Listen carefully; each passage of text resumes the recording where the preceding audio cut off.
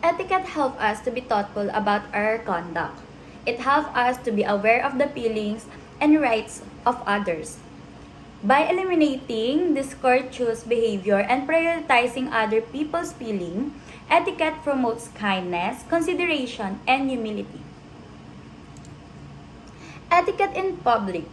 Being in public means being anywhere not in your house. This includes being at school, out with your parents, or just on the street.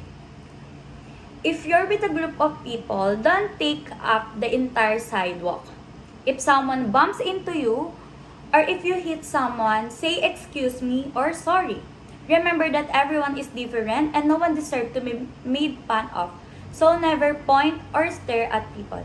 As you can see sa video, ma'am, doon pinakita po namin yung kapag may nabunggo kang someone is which is mali kapag hindi ka nag-sorry kasi ayun nga po, remember that everyone is different po. Syempre, merong yung ibang tao iti-take sila as nothing but yung iba po isasama po talaga yung loob. Ayan, kaya kailangan kapag nakabunggo tayo ng someone is mag-sorry po tayo. Ayun po.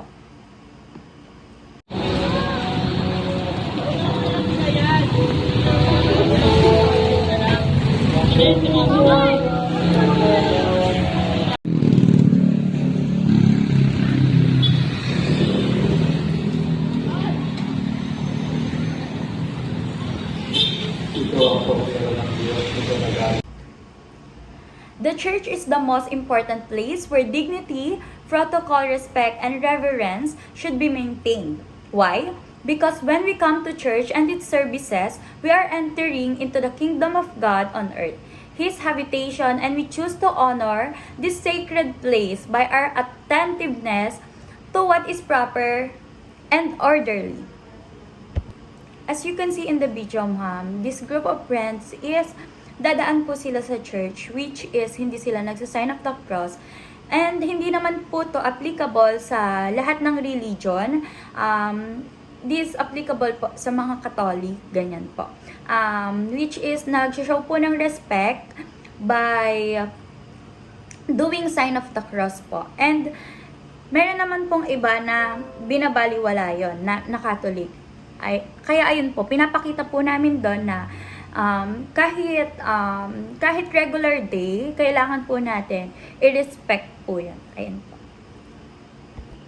And these are the other etiquettes na pwede po natin gawin sa church. Ito po yung church do's and don'ts.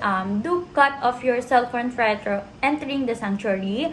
Do share your hymnal Bible. Do greet people, worshiper in Christian love. Ayun po. Do acknowledge your gratitude for any courteous act or expression. Ayan. Do refrain from chatting, distracting behavior, note passing. Ayun po. Ayun lang po yung iba sa mga do's and don'ts kapag nasa loob po ng church. Ayun po.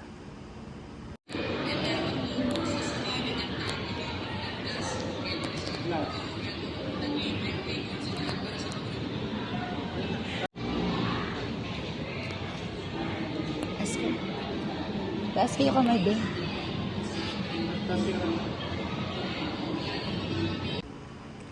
Etiquette teaches manners to children, which is going forward will make them more accepting of others. Throughout the world, there are many people who are rude and disrespectful. If etiquette was taught in schools, people would be more polite in general. How would you feel if you were treated without respect? Syempre, ayun po, ayaw po natin na matreat tayo ng walang respeto. Lalong-lalo na po if isa kang teacher.